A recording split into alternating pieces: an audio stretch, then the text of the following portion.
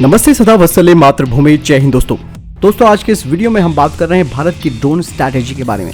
Drone strategy का मतलब ये है कि यहाँ पर भारत एक ही नहीं बल्कि कई तरीके के और अलग अलग देशों के ड्रोन्स का इस्तेमाल भी कर रहा है और एज वेल एज भारत खुद के भी ड्रोन सिस्टम बना रहा है, जिसमें कि हेरॉन, सर्चर, सी गार्डियन, स्विच, इसके अलावा कई ऐसे यूएवीज हैं जिन्हें भारत खुद डेवलप कर रहा है, क्योंकि वक्त की ज़रूरत ये है कि भविष्य की लड़ाई के लिए हमें अभी से तैयार रहना है।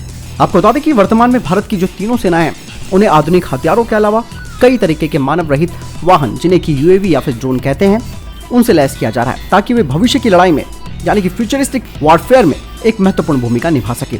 और इनमें से जो यूएवीज हैं वो लंबी दूरी की निगरानी के लिए भी हैं, ताकि कोई भी जानकारी हो या फिर कोई भी स्टैंड ऑफ हो तो उसको दूर करने के लिए ये ड्रोन महत्वपूर्ण भूमिका निभा सकते हैं। इस वक्त भारतीय सेना कई तरीके के ड्रोन प्रोग्राम्स पर काम कर रही है और इनमें से एक है प्रोजेक्ट चीता, जिसे कि दो अलग अलग प्रोग्राम में डिवाइड किया गया है। इस प्रोजेक्ट चीता के तहत इजराइल की सहायता से भारत के हेरॉन ड्रोन को अपग्रेड करना है। यानी कि अपग्रेड करने का मतलब यह है कि इनमें सैटेलाइट नेविगेशन सिस्टम और इनमें हथियार लगाना शामिल है और इसीलिए इजराइल के साथ कॉस्ट नेगोशिएशन यानी कि जो लागत वार्ता है वो भी पूरी कर ली गई है। बस अब ये परियोजना यानी कि ये प्रोग्राम अपने अंतिम फेज में पहुंच चुका है। वहीं दूसरा प्रोग्राम भारत का है, जैसे कि आप सबको मालूम भी है, 30 MQ-9 रीपर या प्रेडेटर ड्रोन बी का, जो कि भारत की तीनों सेनाओं के पास होंगे और इन अमेरिकी ड्रोन्स के लिए जो फाइनल मंजूरी है वो मिल जाएगी इस हफ्ते या फिर अगले महीने तक। वहीं अगर हम बात करते हैं हेरॉन की, जिसे कि इजरायली एरोस्पेस इंडस्ट्री ने बनाया है और इसे मैचेट्स 1 के नाम से जाना जाता है और ये एक मीडियम एल्टीट्यूड लॉन्ग इंड्योरेंस यानी कि मेल यूएवी है। भारत ने 2005 में 50 हेरॉन को खरीदने के लिए इजरायली एरोस्पेस इंडस्ट्री के साथ करीबन 220 मिलियन यानी कि 220 मिलियन, जिन्हें की करीबन 1630 यानी कि लगभग 1630 करोड़ रुपए के सौदे पर हस्ताक्षर किए थे। और ये जो सौदा था, ये सौदा 2004 में पूरा होने ही वाला था, लेकिन उस साल लोकसभा के चुनाव हुए और इस प्रोग्राम को स्थगित कर दिया।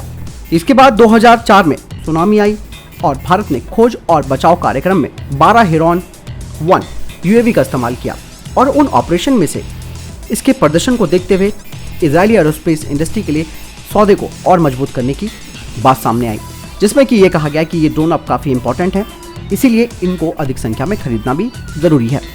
2006 और 2011 में भारतीय नौसेना ने कोच्चि और गुजरात में स्थापित स्क्वाड्रन के लिए हेरॉन यूएवी का ऑर्डर दिया।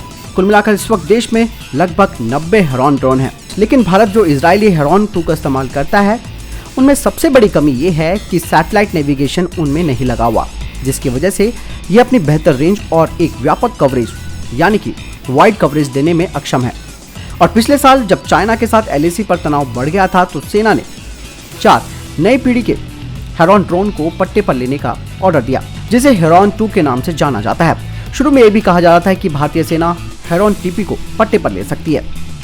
हेरॉन TP 26 मीटर के पंखों के साथ 14 मीटर लंबा है और 30 घंटे का इसका इंड्योरेंस टाइम है, यानी कि 30 घंटे तक हवा में रह सकता है। इजराइल के हेरॉन TP की beyond line of site range और एल्टीट्यूड की जो क्षमताएं थी वो पहले वाले हेरॉन के ही बराबर हैं और इजराइल ने भारत को हेरॉन TP की भी पेशकश की है। भारत ने 1992 से ही ड्रोन का इस्तेमाल करना शुरू कर दिया था, यानी कि 1992 से, जिसमें कि भारत ने इजरायली एरोस्पेस इंडस्ट्री से सर्चर ड्रोन खरीदे थे। लेकिन 1998 में पेश किया गया सर्चर MK2 था, जिसे कि भारत ने सन 2000 में खरीदा था। सर्चर MK2 8.55 मीटर के पंखों के साथ 5.85 मीटर लंबा है और इसका इंड्योरेंस टाइम है 18 घंटे का और इसकी सीमा 300 किलोमीटर लिस्टेड की गई और इसकी हाइट 20,000 फीट। 2002 में इंडियन एयरफोर्स ने सर्चर MK2 का इस्तेमाल पाकिस्तान की सीमा पर किया, लेकिन उस दौरान पाकिस्तान की वायुसेना ने LOC पर एक कारतूस के माध्यम से भारत की यूएवी को मार गिराया था। आज की डेट में भारतीय नौसेना हेरॉन यूएवी के साथ साथ सर्चर MK2 का भी इस्तेमाल करती है और सर्चर का सबसे बड़ा इस्तेमाल भारतीय सेना ही कर रही है। रही बात अमेरिका की, तो अमेरिका की फर्म जनरल एटॉमिक सिस्टम यानी कि GAASI के द्वारा विकसित MQ-9B सी गार्डियन MQ-9 प्रेडेटर बी का ही एक टाइप है, जिसे कि अमेरिकी वायुसेना के लिए बनाया गया था। हेरॉन के विपरीत Sea Guardian high altitude long endurance यानी कि हेल यूएवी है। 24 मीटर के पंखों के साथ 11.7 मीटर ये लंबा है और इसका इंड्योरेंस टाइम 40 घंटे का है। अगर बात करते हैं इसकी रेंज की, तो इसकी रेंज है 10,000 किलोमीटर और अगर एल्टीट्यूड क्षमताओं की बात करें तो वो है 40,000 फीट। भारतीय नौसेना ने हिंद महासागर क्षेत्र में निगरानी के लिए पिछले साल 2 सी गार्डियन ड्रोन पट्टे पर अमेरिका से लिए। ये तो बात हुई दूसरे देशों के ड्रोनों की, लेकिन अब भारत खुद क्या कर रहा है वो भी हम जानते हैं।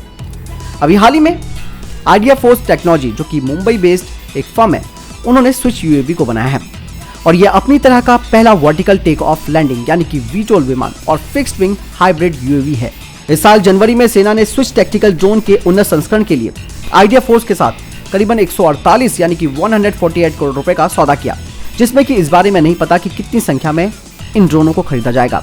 और इस यूएवी का इस्तेमाल भारत की पैदल सेना के सैनिकों और स्पेशल फोर्स के द्वारा लद्दाख जैसे ऊंचाई वाले क्षेत्रों में भी संचालित करने के लिए किया गया। इसके अलावा जो भारतीय सेना ने इस ड्रोन के उन्नत संस्करण का जो ऑर्डर दिया था, जिसमें कहा गया है कि मैन पोर्टेबल स्विच का वजन 6.5 किलोग्राम है और ये 2 घंटे का इंड्यूरेंस टाइम रखता है। इसके अलावा ये वर्टिकल टेक ऑफ और कन्वेंशनल फ्लाइट करने में सक्षम है और ये स्विच यूएवी 4000 मीटर की ऊंचाई से 15 किलोमीटर तक की निगरानी कर सकता है और इसका जो मैक्सिमम ऑपरेटिंग एल्टीट्यूड है वो है 1000 मीटर और इसमें 10.8 समुद्री मील या 20 किलोमीटर प्रति घंटे तक की हवा का प्रतिरोध भी है, यानी कि ये विंड रेजिस्टेंस है।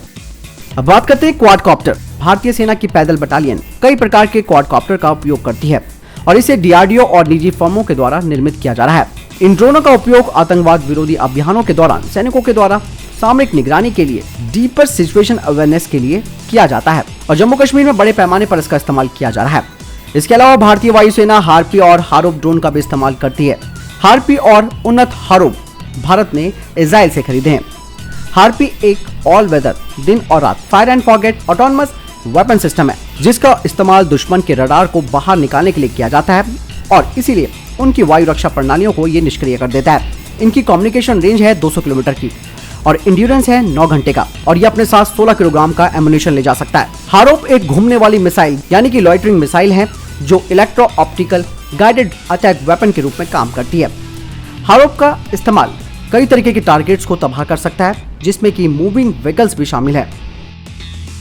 तो दोस्तों, आपने जाना कि किस तरीके से हेरॉन, सर्चर्स, गार्डियन, स्विच, इसके अलावा क्वाडकॉप्टर्स, हार्पी और हारूप और इन सबको मिलाकर भारत भविष्य के युद्ध के लिए तैयारी कर रहा है। इसके अलावा भारत अपने स्वदेशी रुस्तम 2 उस पर भी काम कर रहा है, जिस पर इंजन भी फिट किया गया है जो कि उसके पेलोड ले जाने की क्षमता को भी बढ़ाता है। एक तरफ भारत के स्वदेशी प्रोग्राम चल रहे हैं, दूसरी तरफ दूसरे देशों से एडवांस ड्रोन खरीदे जा रहे हैं, कुछ प्राइवेट फर्म्स भी भारत में बना रही है। तो स्ट्रैटेजी बिल्कुल क्लियर है।